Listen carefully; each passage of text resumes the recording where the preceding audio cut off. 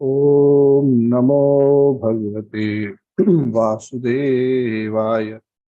ओम नमो भगवते वासुदेवाय। ओम नमो भगवते वासुदेवाय। नारायणं नमस्कृत्य नरं चैव नरोत्तमं देवीं सरस्वतीं व्यासं ततो जयमुदीरये। नष्टप्रायेषु भद्रेषु नित्यं भागवत सेवया भगवती उत्तम श्लोके भक्तिर्भवति नैष्टिकी। कृष्णाय वासुदेवाय देवकीनंदनाय च नन्दगोपकुमाराय गोविन्दाय नमो नमः। ओम अज्ञानतिमिरान्धस्य ज्ञानाञ्जनशलाकया चक्षुरुन्मिलितं येन तस्मै श्रीगुरवे नमः। श्रीचैतन्यमनोभीष्टं स्थापितं येन भूतले स्वयं रूपः कदा मह्यं ददाति सुपदान्तिकम्। वन्देऽहं श्रीगुरोः श्रीयुतापदकमलं श्रीवैष्णवांश्च श्रीरूपं सागरजातं सहगणा रघुनाथान्वितं तं सजीवं साद्वैतं सावधूतं परिजनासहितं कृष्णचैतन्यदेवं श्रीराधाकृष्णपादान् सहगणललिता श्रीविशाखान्वितांश्च हे कृष्ण करुणा सिंधु दीनबंधु जगतपते हे गोपेशा गोपिका कांत राधा कांत तप्त कांचन गौरांगी राधे वृंदावनेश्वरी शुभां सुते देवी प्रणमामि हरिप्रिये। वंश कल्पतरुभ्यश्च कृपा सिन्धुभ्येव च पतितानां पावनेभ्यो वैष्णवेभ्यो नमो नमः। जय श्री कृष्ण चैतन्य प्रभु नित्यानंद श्री अद्वैत गदाधर श्रीवासदि गौरभक्त हरे कृष्ण कृष्ण कृष्ण हरे हरे हरे राम राम राम हरे हरे। नमो विष्णुपादाय कृष्णप्रेष्ठाय भूतले श्रीमते राधानाथ स्वामी नामे। नमो विष्णुपादाय कृष्णप्रेष्ठाय भूतले श्रीमते भक्तिवेदांत स्वामी नामने। नमस्ते सारस्वती देवी गौरवाणी प्रचारिणे निर्विशेष शून्यवादी पाश्चात्य देशतारिणे तम करुद्वाचालं पंगुं लंघयते गिरिं यत्कृपातमहं वन्दे श्रीगुरुं दीनतारिणं परमानन्दमाधवं श्रीचैतन्येश्वरम्। हरि ओम तत्सत्। हरे Krishna.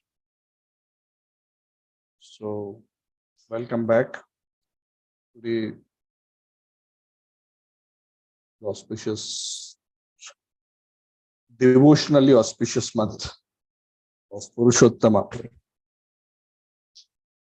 We are continuing our discussion of the 20th chapter of the 5th canto. The chapter is related to the structure of the universe. So here we are discussing more the horizontal structure of the universe, end to end horizontally. Of course, at a high level of abstraction, because obviously there are so many finer geographical details, we could not be able to cover everything. But Shukadeva Goswami is giving a synopsis to us so that we can appreciate the beauty of the Lord's creation.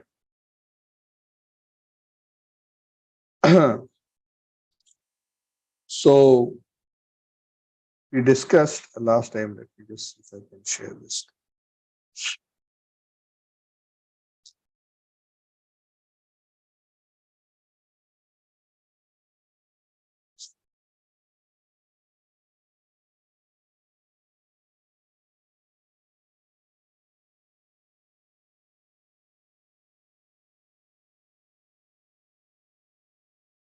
So we discussed about, for the last few chapters, about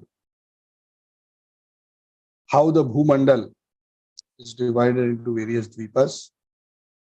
7 dvipas to be precise, how each of the subsequent dvipas are twice the width of the previous dvipas, surrounded by an ocean of the same size. The last dvipa, which is known as the Pushkara dvipa, the last meaning the 7th, the outermost, is unique in the sense that instead of being divided typically by 7 varshas, into 7 varshas, by 7 rivers and 7 mountains, the Pushkara dvipa is divided into 2 parts by the Manasottara mountain range, which runs along the middle of the Pushkar Dweep, around the whole circular landscape. And this particular path of the top of the Manasottara mountain is what is used as the reference by the sun. Go on top of it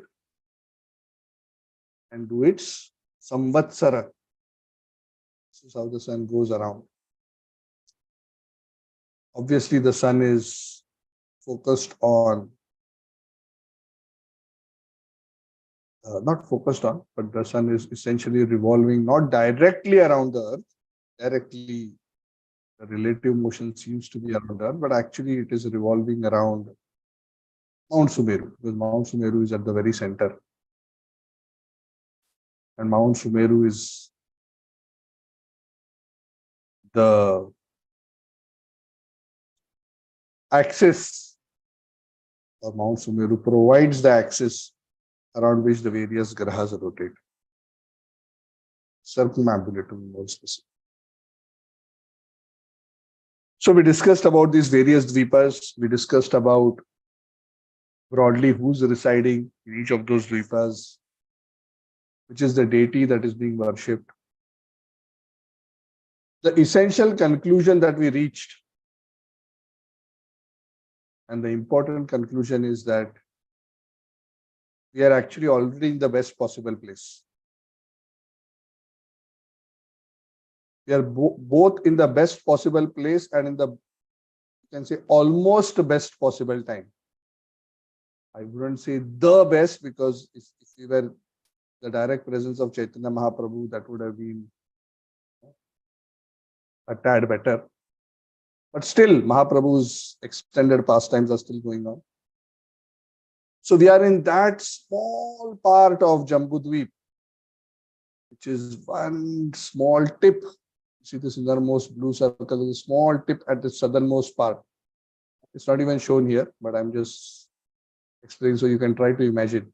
And this diagram is not to scale, because each of these subsequent circles is twice the previous one. So it's actually a really small dot. So that is where the Karma Bhumi is. Of course, the whole Bharatvarsha, all the 9 khandas of Bharatvarsha are Karma Bhumi. That is the place which is neither too much suffering nor too heavenly like. That is the place where the Chaturyuga concept applies. Satya Treta Dwapar Kali, Satya Treta Dwapar Kali. That is where the continuous strife between the good and evil is very conspicuously seen. It's not that this fight is not happening other places, because as we will discuss later in subsequent chapters when we discuss about the subterranean Vilaswarga, how the Daityas, the Vilaswargas are also attacking and conflicting with the Devatas and trying to knock them off and take control. So there are many, many episodes throughout history which is going on. But generally, those are interplanetary attacks. But Earth is one such place where all kinds of consciousness of living entities, even amongst humans, we can find, from the highest Paramahamsas to perhaps the most sinful people.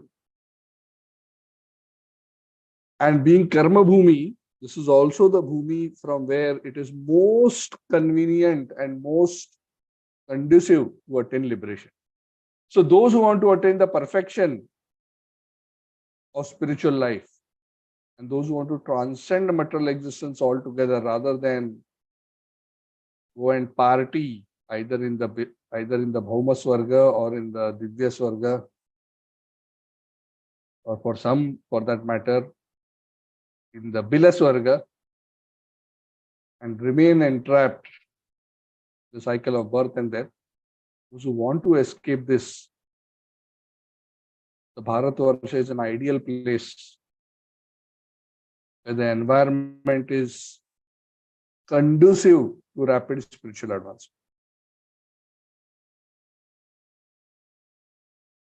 And all the more so in Kali Yuga, because even though Kali Yuga is an ocean of faults, Kalau dosha nidhe rajan asti eko mahadguna kirtana deva krishnasya sangha parambraja.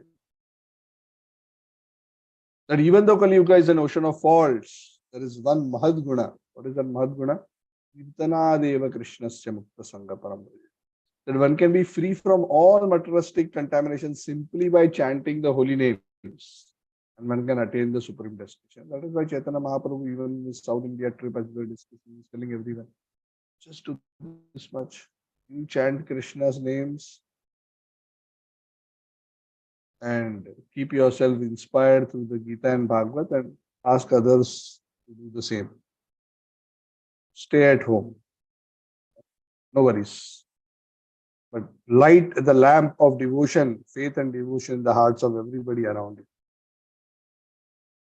So anyway, so essentially what we have been discussing so far is the inhabitable portion of the Bhumandal. Now, this is only a partial view of the Bhumandal. Now I want to zoom out from here and go back to a bigger picture so that we can come to the topic that we want to discuss. We did not complete this chapter. We discussed roughly up to verse 33. We'll continue from 34 onwards. The word 34 essentially says that the final place where living entities actively stay, which is known as Pushkar Dvipa, is surrounded by an ocean of sweet drinking water. So finally, after all kinds of mixtures, salt, liquor, ghee, yogurt, sugar cane juice, clarified butter, milk, finally sweet drinking water, pretty far away. It's a huge ocean. It is so huge, so huge. Even it cannot be compared here because it's not to scale. But the earth would be like the entire earth would be like a small dot. This huge, huge, huge sweet drinking water.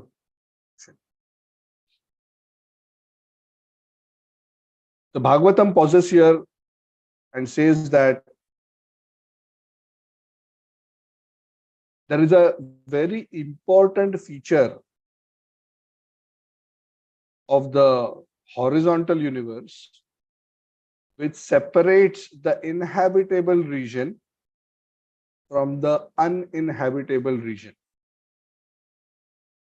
Now I want to try to show you that.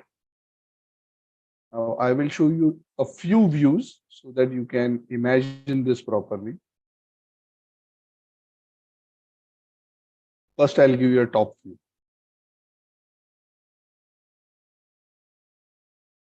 I hope you can all see this. These are the 7 dvipas with the 7 oceans, with the final ocean being the Sweetwater Ocean. It is said beyond the Sweetwater Ocean, there is, as this picture suggests, there is a shiny golden land. This land is known as Swarna Bhumi. This land is known as Swarna Bhumi and it is very, very wide, as you can see, even though it's not exactly to scale, it's quite wide. It says this golden land extends from the Sweetwater Ocean and it proceeds towards what is known as the Loka mountain region. See this rugged brown color disc. This disc is actually the Loka mountain. It is not actually a disc. Actually, it is a mountain. This is the Loka mountain from the front view. And from the top, this mountain will appear like this.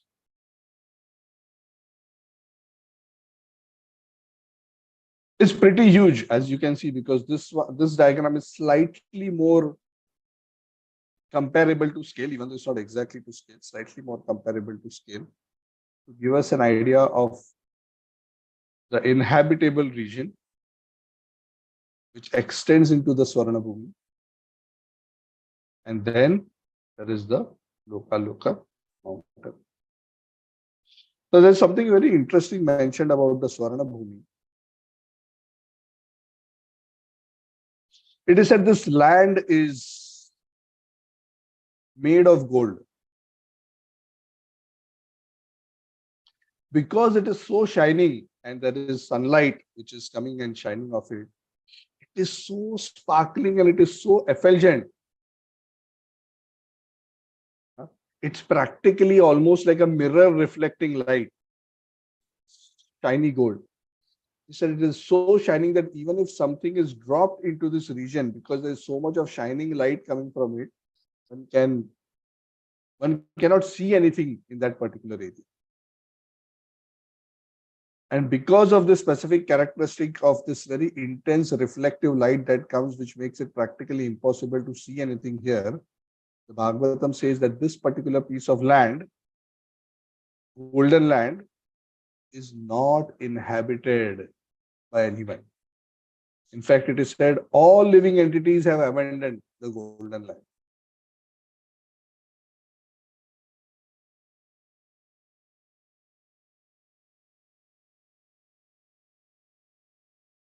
Even though it is not shown in this diagram, let me show you another diagram. These are the 7 oceans. This is the Sweetwater Ocean. This is the Swarna Bhumi.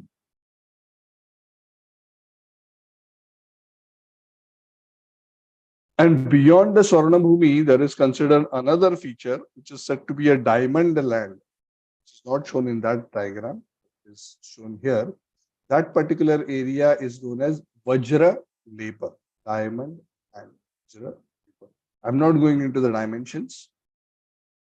You can read that in the Cosmology book or from the Bhagavatam. The Bhagavatam, at least in this chapter, doesn't specifically mention about the Vajralepa area, but I think it is mentioned elsewhere. Have the ready reference in front of me now. And then further, as Vajralepa extends up to the Lokalok mountain, because at the edge is the Lokalok mountain surrounding it, there is known as a small area, small in comparison, but still it's a huge area. There is a land which is known as Brahma Bhumi, which is considered the residence of Brahma. And then obviously there is the Loka mountains. So going back here, somewhere here there is Vajralepa, then there is Brahma Bhumi, then there is the Loka mountain.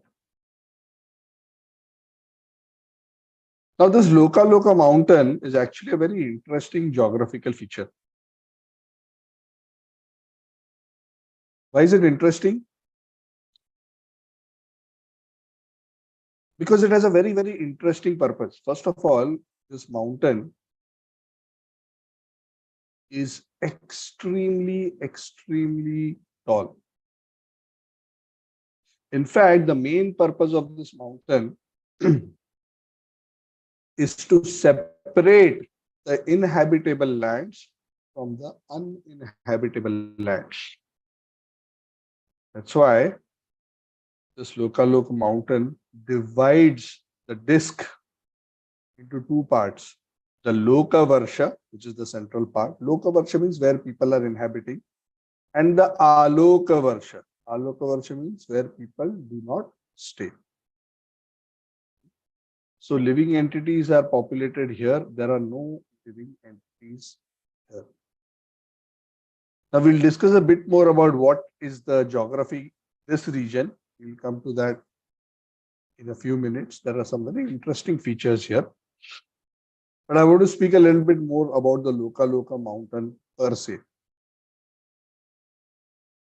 Now I want to take you to another diagram which will help you better understand the Loka mountain. So allow me to see this diagram. Now do not be distracted by all the various features which which are being described here, because this diagram shows many things. What I want you to focus on is that this is the Mount Sumeru. This is the Bhumandal.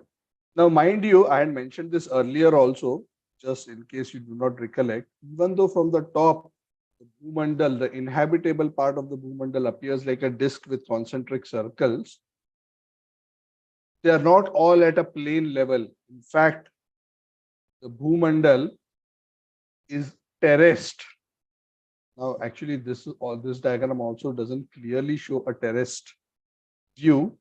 There are some other diagrams which do, but I'm not going to switch to that right now. But you can imagine that there are lands, oceans, then there is a land again, ocean. So it is terraced. It's like steps going all the way down. Now, as far as Loka mountain is concerned, just imagine this is the Mount Sumeru. We spoke about Mount Sumeru is so high itself, 10,000 or sorry, 16,000 yojanas. But the Loka mountain itself is extremely tall. How tall? The feature of Loka mountain is created in such a manner that it demarcates the entire three worlds. What are the three worlds? Bhu, Bhuva, Swaha. Bhu, which is the Bhumandal. Bhuvar is the region above the earth, where the Siddhas, Vidyadharas, Charanas stay. And then there are the Swargas, where all these various planets, including the Nakshatras, the sun, the moon, the Grahas, Sapta Rishis, all the way up to Dhruvalok. Dhruvalok is considered the highest feature, which forms the border or the boundary at the Swarga level. Because above, beyond Dhruva, as we can see, is Mahar Janar Tapasatya. The interesting thing to note here is that Bhu Bhuva Swaha, this space, Bhu Bhuva Swaha, is demarcated on the sides by the Lokalok mountain. So it almost kind of forms this block. What is interesting about this block? The Bhagavatam says that the sun, which is shown here, which is orbiting around the top of the Manasottara mountain with the Mount Sumeru as its axis, provides heat and light to all the three worlds. Bhu, Bhuvaha, and Swaha. Both the sun and the moon, in fact, all luminaries, all the way up to Dhruvaloka. Dhruvaloka also has his effulgence. All these luminaries, the light from all these luminaries is restricted within this space only.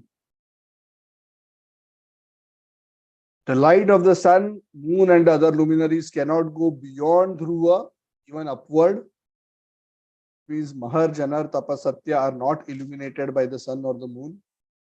They are actually self-effulgent subtle planes, self-effulgent. They don't need the sun or the moon.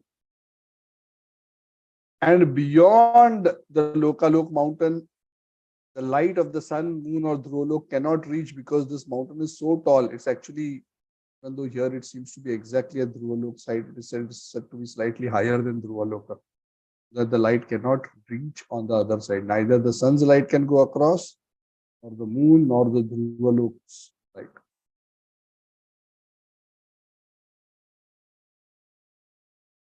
So essentially, it acts as a light blocker beyond this region. And because it is a light blocker, and because sun, along with the light and the heat that the sun produces, is so essential for sustaining life, life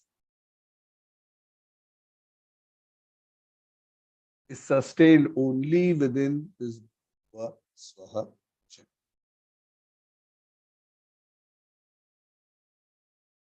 That's why we speak about the sun illuminating Vaha Swaha.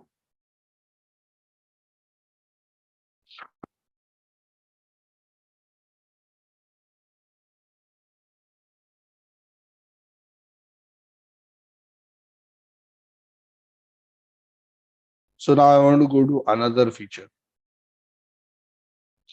This Loka Loka mountain is very, very interesting. One, of course, it is very tall. How tall? If you ask me very specifically, it is said the Loka Loka mountain, just for your information, is around 4 million yojanas. Around 4 million yojanas in height.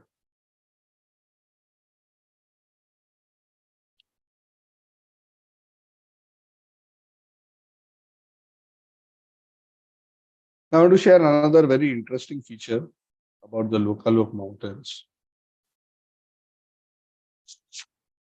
This is another, this view we have already seen. This is another very interesting view of the Lokalok mountain. I put them side by side so you understand. This Lokalok mountain is being represented here. This whole brown disk is the Loka mountain. So inside this is empty space inside, all the way down are the Bhu Bhuvasvaha, and at the almost at the bottom are the Sapta Dvipas. Just like there are 8 Diggajas which are supporting the Bhumandala disk, you remember? I don't have the diagram here. I don't know whether this one shows it. This one doesn't show it, but there was another one. Never mind. But here we can see. Sorry.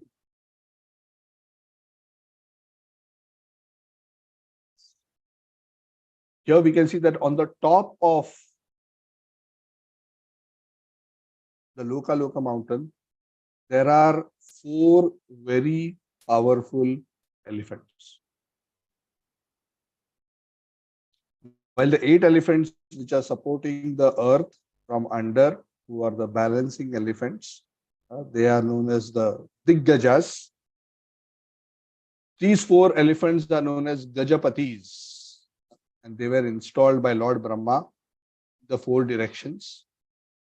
These elephants are named Rishab, Pushkara Chuda, Vamana, and Aparajita. I don't know which of these is whom. But these elephants have a role of maintaining the planetary systems. Now, the Bhagavatam doesn't elaborate how exactly they go about maintaining. So, I am unable to elaborate on that. But one thing I remember Pavaneshwar Prabhu mentioning though is that they also perform a balancing role in addition to the supporting role which the Diggajas are performing. So obviously these elephants are also very, very huge.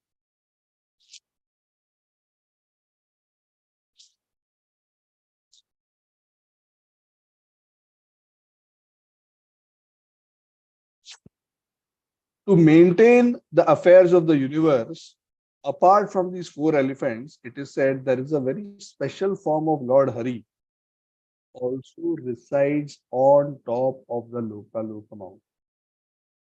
It is a spiritual, transcendental form of the Supreme Personality of Godhead.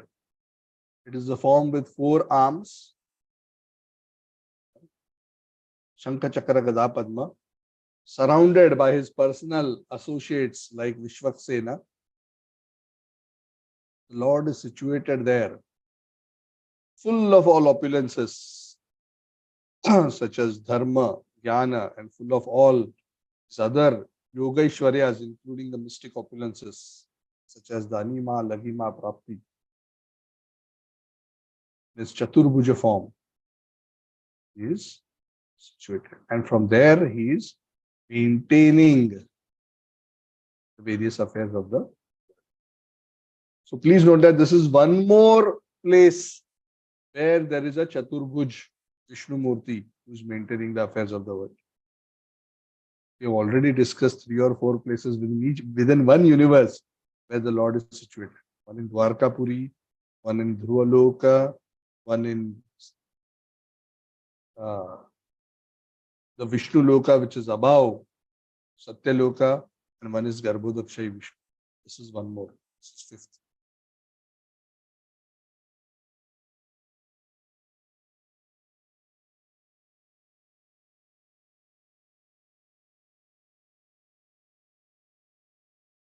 So this particular feature, the Loka mountain, is actually gigantic. Very, very, very, very huge. And this will give you some idea about the size of this feature. Of course, in this particular diagram, it seems as if this mountain is very narrow, but this is not to scale. It is very, very wide. To give you an idea, a more better to scale idea, I'll show you another diagram. Not exactly to scale, but it will give you, it is fairly to scale, at least the left one. So this is the inner part, the Loka Varsha, where we have 7 Dvipas with the sweet water drinking ocean. This is the innermost circle. This whole circle of the Sapta Dvipas and the Sapta oceans is this inner circle, which is the boundary of the 7 Dvipas and 7 oceans. Beyond that is the Swarna Bhumi, this part. The Swarna Bhumi ends, because there is the Vajralepa, then there's the Brahma Bhumi towards the end. But after that, there is the Lokalok mountain. Just see how wide the Lokalok mountain is. Massive, right? The width of the Lokalok mountain is practically like the diameter of the inner part. That's how huge this Lokalok mountain is. And extremely tall. So tall it almost touches the covering of the universe, so that light cannot go into the other part, into the area beyond it. So this Loka Varsha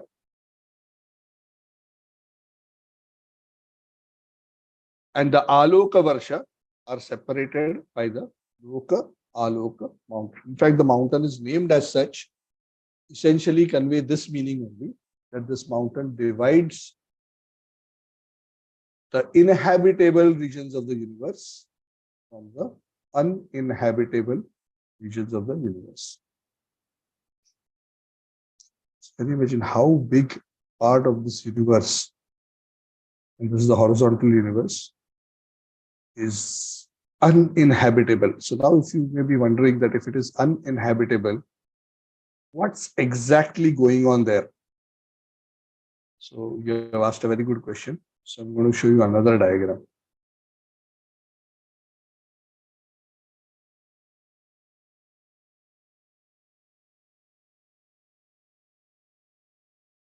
This is the inner part, the Loka Varsha, Loka mountain, and the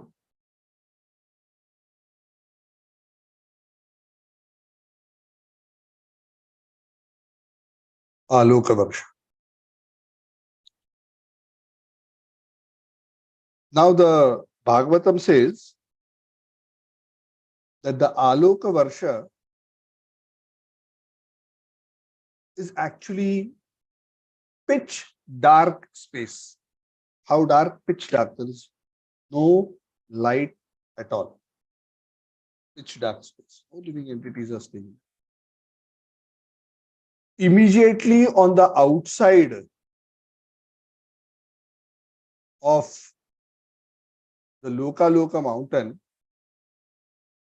It is said that there is a very deep cavity which runs very deep in,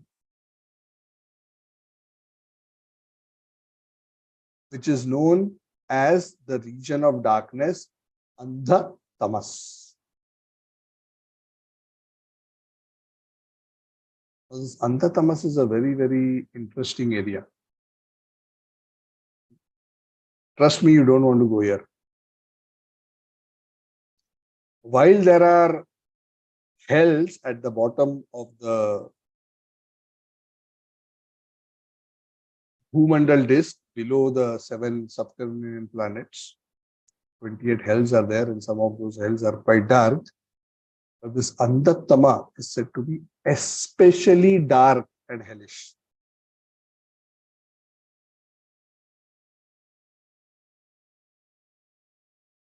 So, what is the Andattama? It is like a very deep, dark cavity. So, what is the cavity formed of? So, on one side of the Andattama is the outer wall of the Loka mountain.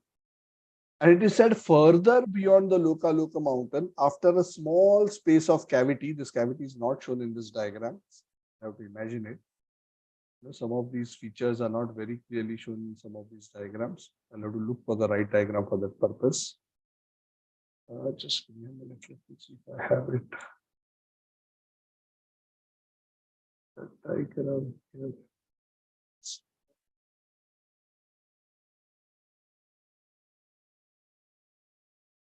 No, I don't see. I'll try to see if I can get one and I will post it. It will be there somewhere.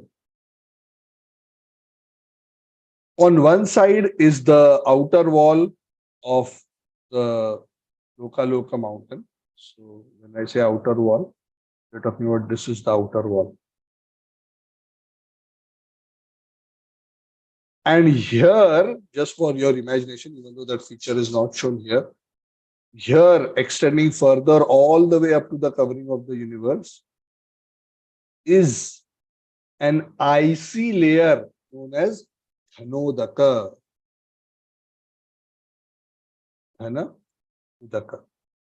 What does Ghanodaka mean? Ghana means solidified, Udaka means water.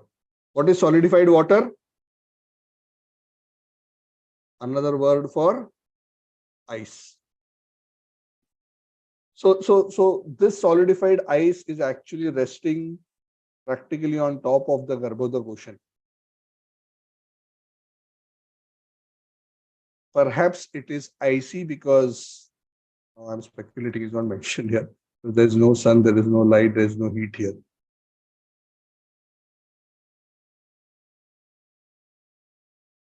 So there is this icy layer on top.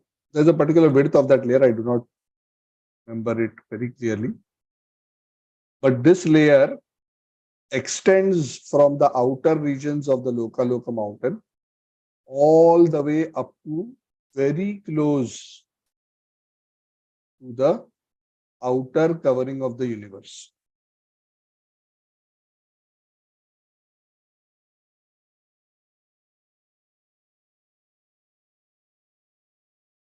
Aloka Varsha. Most of this is Dhanodaka. There's a small region here between the Dhanodaka and the Loka mountain, which is Andattama. So Andattama is like a cavity between the ice and the mountain. You can understand? It's like a valley between the mountain and the ice. Maybe you must have seen in National Geographic sometimes, it's a huge glacier. On the other side, there's a mountain. There's like a valley in the middle. So the region is anyway dark, really dark. And on top of that, there is like this very deep crevice. Of course, we call it crevice, but obviously it is not thin. Actually, it is many thousands of yojanas wide. I don't remember the dimensions off top of my head, but it is very, very, very, very deep. It is so deep that one can go on and on and on and on inside, but there is no end to the darkness. Now, even though these are not inhabitable regions,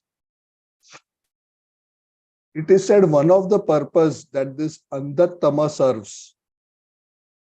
There's a purpose. Andatama is used as a place to punish extremely sinful souls. Extremely sinful. If somebody is so sinful that 28 hells, which are defined, also cannot accommodate him, he's overqualified. Yamara says, sorry, I don't have the devices to punish you the 28 hells. So I need something more special for you. Andattama is the place. So he said living entities are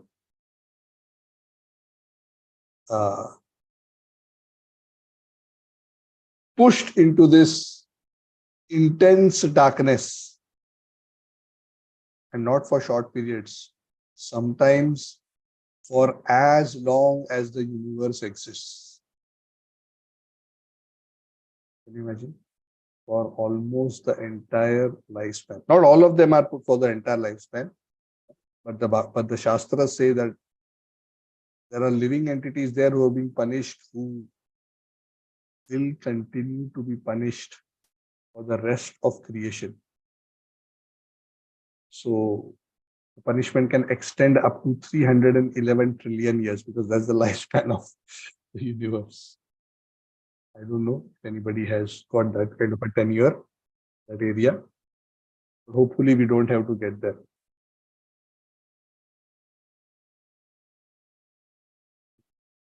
So I hope I could have shown it to you visually, but I hope you're able to imagine. I'm trying to help you imagine it. Think of it as a big crevice between the Lokalok mountain outer wall on one side and an ice wall on another. It's a deep chasm.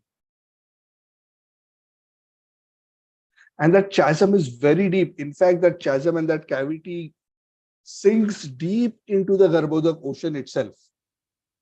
Because the ice and the mountain come close and go deep inside. Now, there's no diagram which shows that very clearly, and that's why I'm unable to show you. But it is said that the Loka mountain, the outer wall, dips 4 million yojanas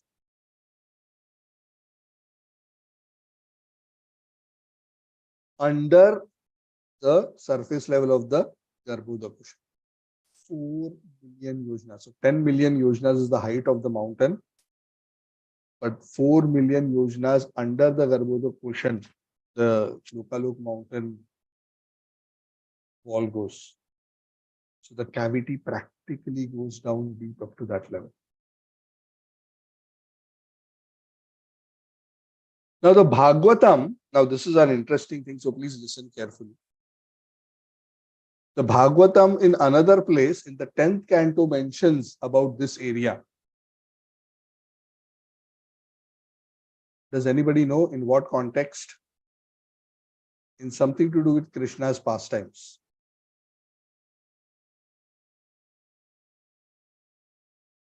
Can you think of any pastime where Krishna would have come to the Andatama region?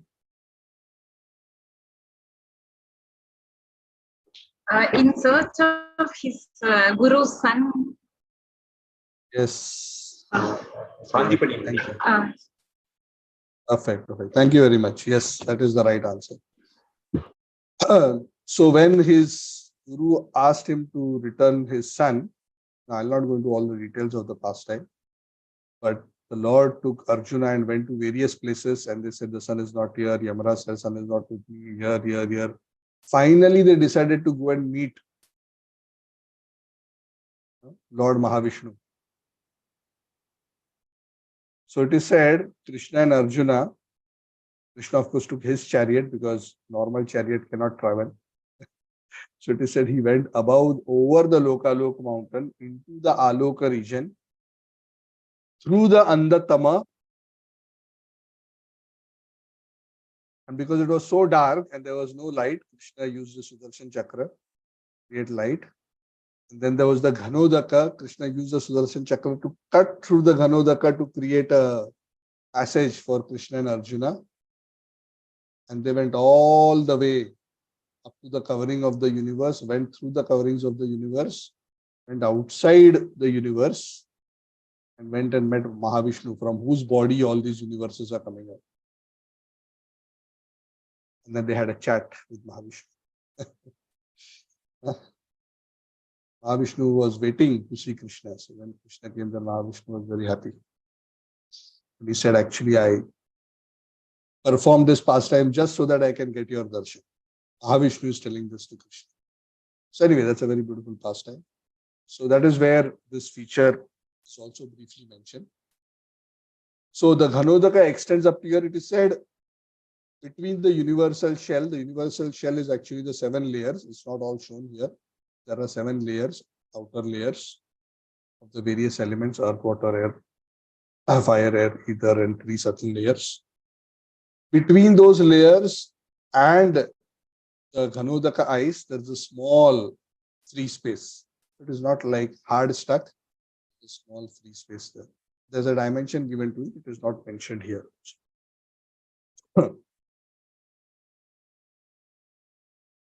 So there's another diagram I want to do.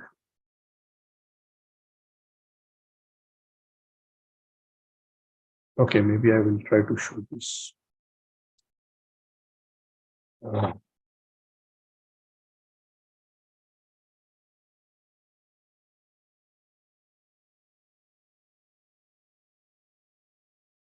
It's not showing all the features very distinctly, but you will get some idea. Are you able to see this now?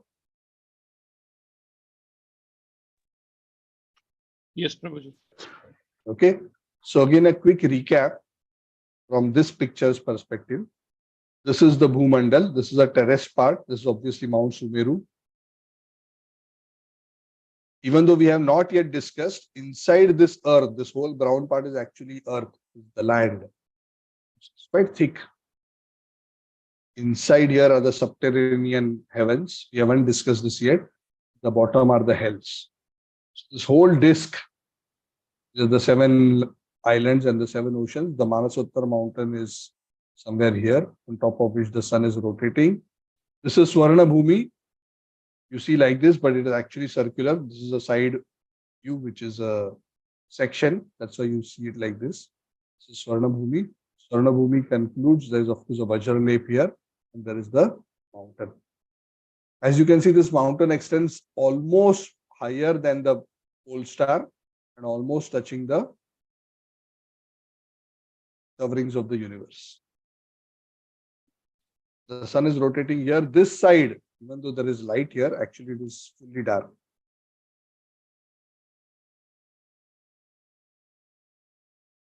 Here there is the Ghanodaka. There is a layer of ice here.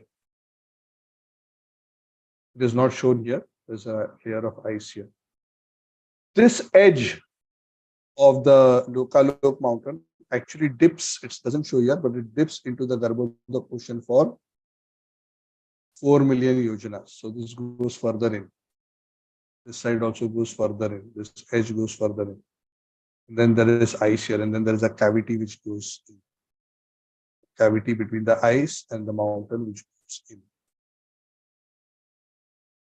Are you able to imagine? I don't know whether I'm able to explain this well. But there's the Andatama, which goes deep inside here, with the Ganodak on one side, the mountain on the other.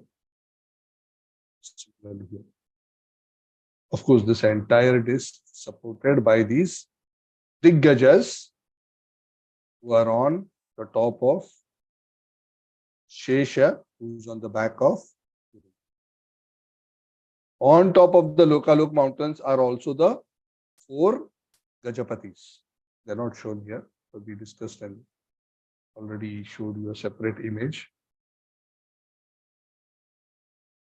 to give you an idea of how they look like.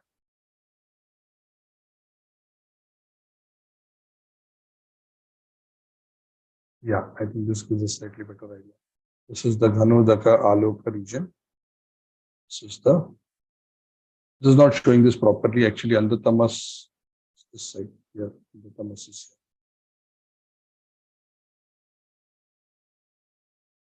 So this kind of brings us to almost the close of this particular chapter. The Bhagavatam says that beyond the covering of the universe is the place where liberated living entities stay. Because beyond the coverings of the universe is the region where there is no influence of the modes of material nature. And that is why the Bhagavatam in verse 42 says, beyond Aloka Varsha is the destination of those who aspire for liberation from the material world. And that place is Trigunatita, beyond the modes, is completely pure. And when Krishna went to see Mahavishnu along with Arjuna, he passed through this region also and further continued all the way into the realm of Mahavishnu. The last 2-3 verses of this particular chapter glorify the sun. We have briefly discussed about this already. The sun is also known as Vairaja, or the total material body for all the living entities.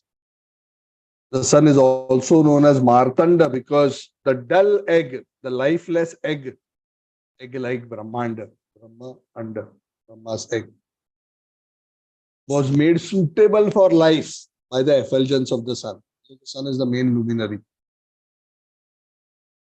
That is why the sun is also known as Martanda. The sun has a third name other than Vairaja and Martanda. The sun is also known as Hiranyagarbha because the sun is created from the body of Lord Brahma, who is also known as Hiranyagarbha.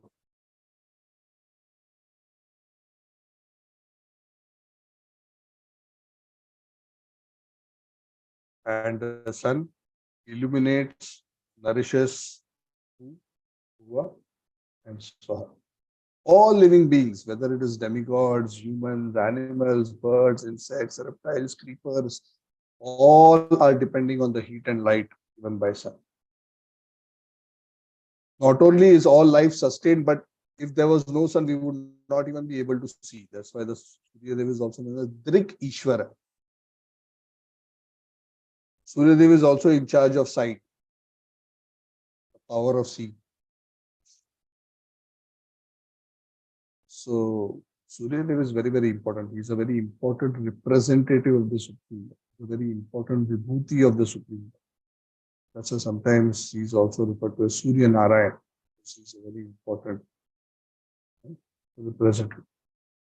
So we can see the sun, worship the sun in his Surya Narayan form as the representation of the Supreme Lord in the form of sun. So this brings us to the end of this chapter. So now you know why I didn't rush through the remaining chapter in the last session. Of course, I went a little bit slower because the diagrams were not so easy to imagine. So I went a little slow. I could have gone through this much faster, but I think we would have all struggled to imagine. I still don't know how successful I have been. You can give me a feedback at the end of the class. I'll try to find a few better diagrams if I can, and I will post it in the group. The next chapter is actually focused on the orbit of the sun, how the sun moves, and how it creates day and night and various things. So this is not a very long chapter, it's a small chapter. Next Saturday, we'll focus on that. Then there are orbits of the planets. There's the Shishumar planetary system. So now we are focusing more on who we have discussed, Bhuva and Swaha. Because Bhuva and Swaha are the place where the sun, moon, grahas, all the way up to Dhruvalok, all the various moving parts of the universe. So far, whatever we discussed are all stationary parts. Now, this is the Bhagavat view. This modern science has a slightly different perspective. But the Bhagavatam view is a geocentric view where the Bhumandal, not just Earth, but the Bhumandal, stationary vis-a-vis the Brahma Anda, the sun and the planets are moving with the Meru as its axis.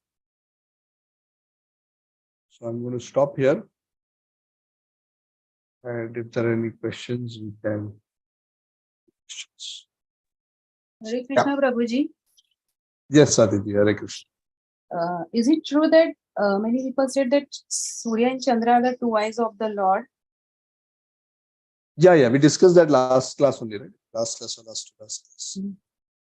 They are the two eyes because they are the witnesses of the activities of the living entities. They are also because they are luminaries, because they make seeing possible. The sun during the day and the moon at night. They are compared to the eyes of the universal form of the Lord. Like that.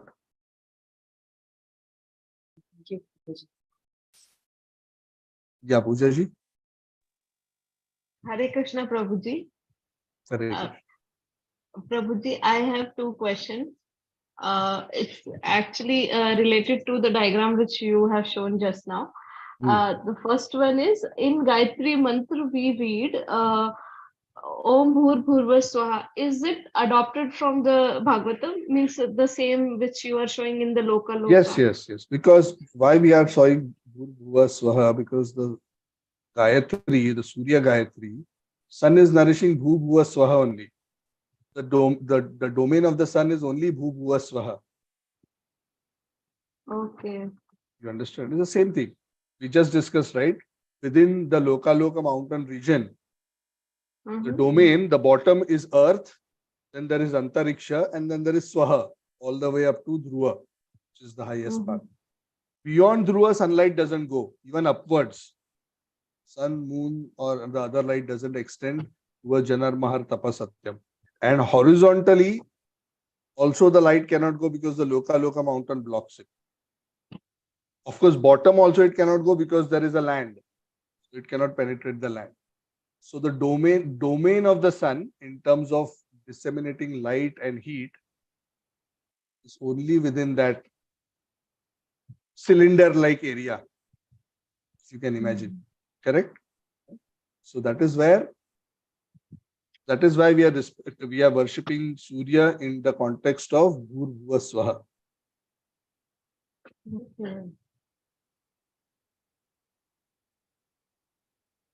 And the second one, Prabhuji, first loka, Dhruva lok, where light cannot penetrate beyond the Dhruva lok, you just told. Yes. Prabhuji, is this the same Dhruva which was blessed by Lord Vishnu? You will be as a star. Yes, it is exactly the same one. Exactly the same. Okay. Yeah, this is the same pole star you see in the sky. The same one. So on this, of course, we are saying only the gross aspect of it. But each of these planets, like what we discussed, have a subtle aspect which we cannot see with the naked eye. Similar like the sun and the moon, right? You can only see a gross aspect which is visible to our eyes. There is a subtle aspect which is not visible. So on the Dhruva Loka, there is said to be an ocean of milk. Within that ocean of milk, there is an island known as Shweta Dvipa. Within that island of Shweta Dvipa, Karanodakshai Vishnu is residing. Lord Vishnu in his form of Karanodakshai, who is the source of the Paramatma, is residing.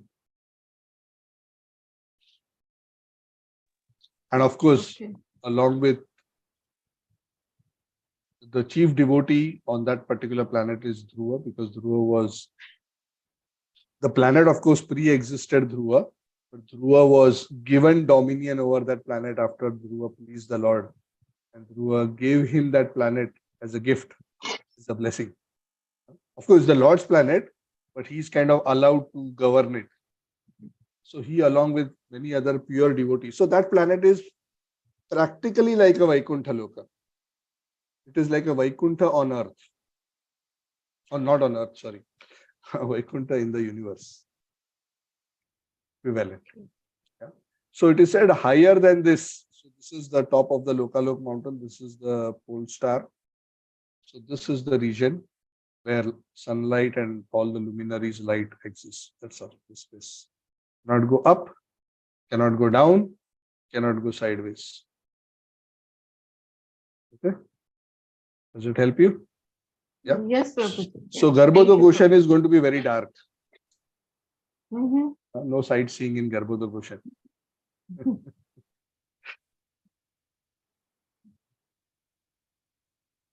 Thank you Okay. so much, Prabhuji. Hare Krishna. Yeah. Okay. Tarun, you have a question? Yes, so Hare Krishna Prabhuji. Prabhuji, I have two questions.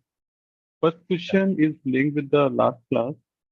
So in the last class at the end, when one question was asked, when in the Vara avatar, when Hiranyaksh picked up, so it was a complete Bhumandal disk and he put into the ocean.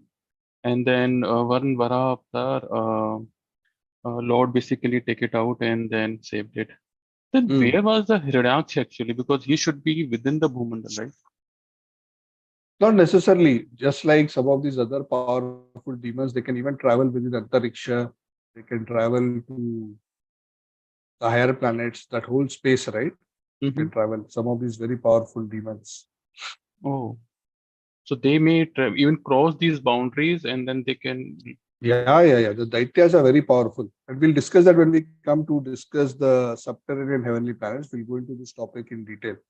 So while we are not able to travel across domains, very powerful beings from the lower planets make an attempt to deliberately invade and conquer higher planets. Oh. Yeah. So there is interplanetary warfare going on. You may call it Star Wars, if you wish, which is between the Daityas who are inhabiting different planetary systems and the Devas who are inhabiting different planetary systems.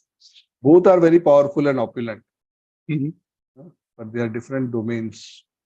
We will discuss about the difference between them when we come to those chapters. I'll not go into detail now.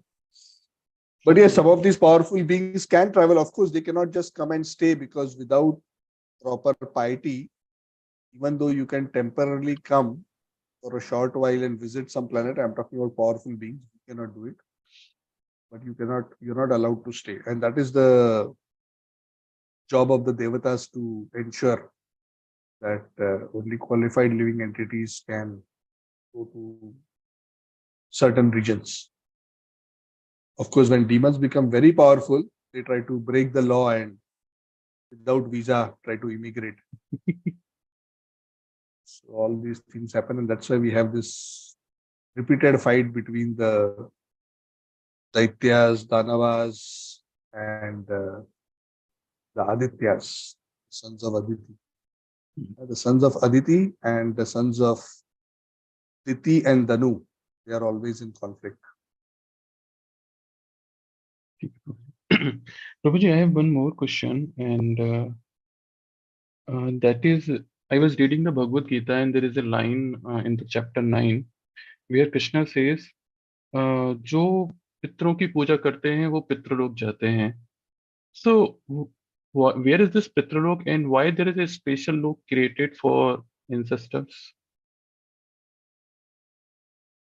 Pitralok, actually, we had discussed it earlier. We will discuss it again when we come to the discussion of the hellish planets. Just above the hellish planets is the place for the Pitris. Okay. We'll discuss it then. So Pitri is a kind of heavenly planet where pious people go. So they are somehow identified with the term of ancestors, but it is more than just ancestors. They are a kind of heavenly species. Pitris have close association with the moon as well. Okay. So Pitris have a few associations with a few places. We'll probably discuss this when we come to the discussion of that part. It will come in the next few chapters. Sure. Hare Krishna Prabhuji. Yes, Hari Prabhu. Yeah, Santaram Prabhu. Hare Krishna Prabhuji, Dandavat Pranam Prabhuji. The story under Tamas, it was Krishna and Balram went in search of his guru's son, correct? Is it correct, Prabhuji? Is it not Arjuna? Is it the story we are referring where Krishna went to the Andatamas to No. Okay, yeah. find the Yeah. So there are two different stories.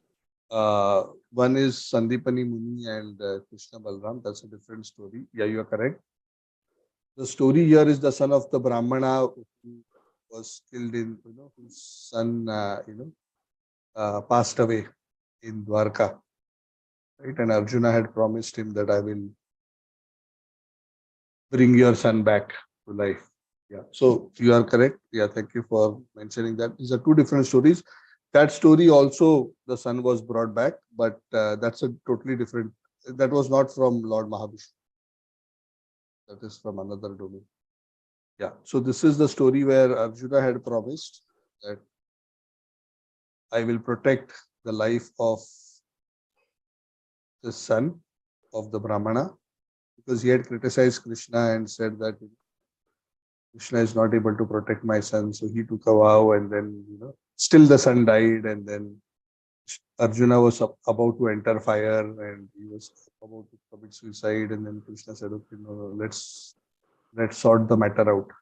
As long as we get the son back, then they went to Yamraj and from one place to another, and finally went to Mahavishnu. Yeah. So there are two different episodes where Krishna brought a dead son back. One is for Sandipani Muni, and the other one is the son of a Brahmana. So this one is for the son of a Brahmana. Thank you, Prabhuji. And few more slides I have seen in the bottom of your presentation. The arrangement, I think. What do you mean bottom? The slides what you have presented. Okay, let me go back there. I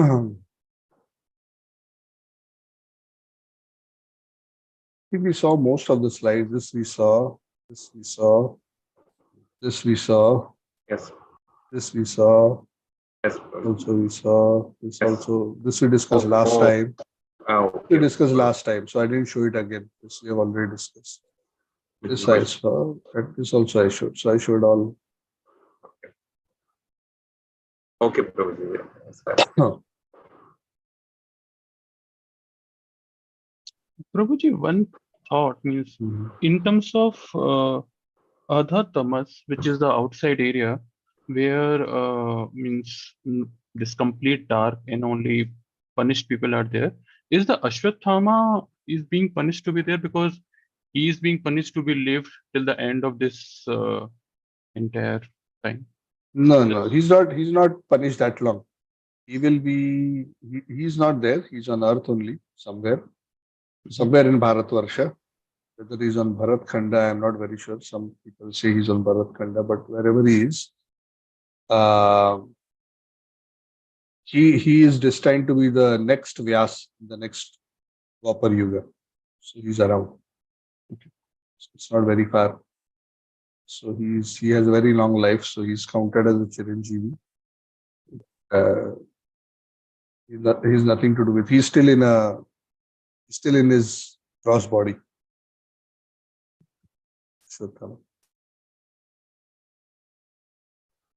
Hare Krishna Prabhuji, I have one more the basic question. The first verse in Bhagavatam, Om Namo Bhagavate Vasudevaya Janmadiyasya. This verse is recited by Vyasadeva or Sukadeva Goswami Prabhuji? Vyasadeva. Vyasa. Thank you. That's what I have heard. That the author of that verse is Vyasa. Okay, so just before I end, I just want to share one small thing and then we'll conclude. So just want to share So I thank all the devotees who contributed according to their capacity for the Bokaro temple. Of course, whenever I post any message regarding any opportunity to contribute, I'm not pushing or insisting anybody contributes. So I just wanted to be, first of all, very clear. I'm just sharing opportunities. So absolutely suit yourself. This is not, me telling you all or expecting you all, nor am I going to track who has donated, who has not donated.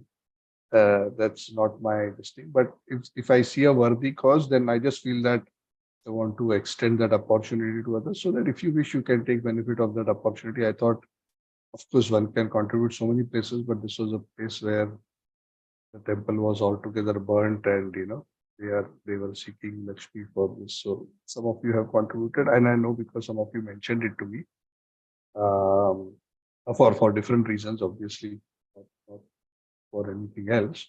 So thanks for that. And I just want to mention amongst them, Mihira, an exceptional contributor. Mihira is the daughter of Suraj and Shalini. Is she here? Shalini, is she around you?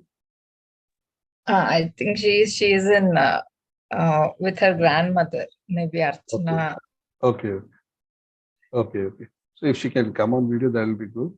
So I mean, all of us have contributed. Most of us are earning members, so not is appreciable, but it has come to my notice that she contributed 5,000 rupees from all the pocket money that she has gathered for so many years.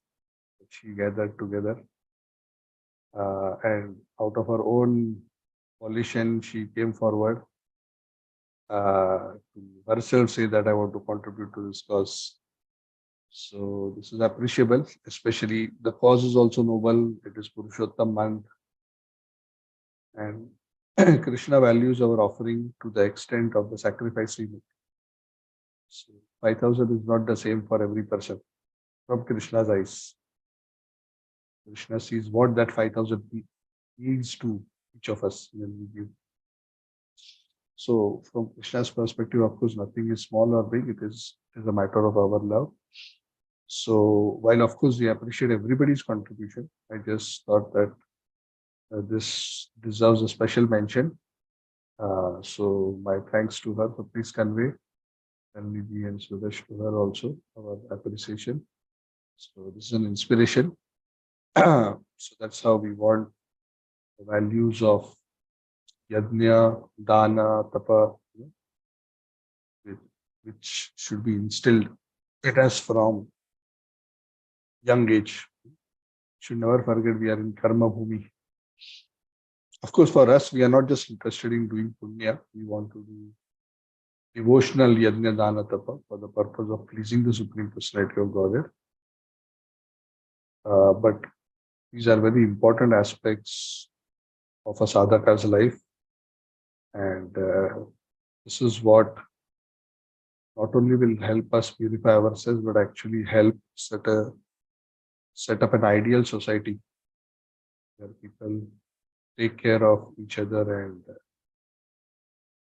work towards a healthy, peaceful, and peaceful society where everybody is taken care of, at least as far as their basic needs is concerned. So I wanted to just mention that. So thank you all. So that is all from my side for now. So I will see you all on Tuesday. And we'll continue our discussion of Chaitanya Charitamrita. Thank you very much. Hare Krishna. Thank you, Prabhu.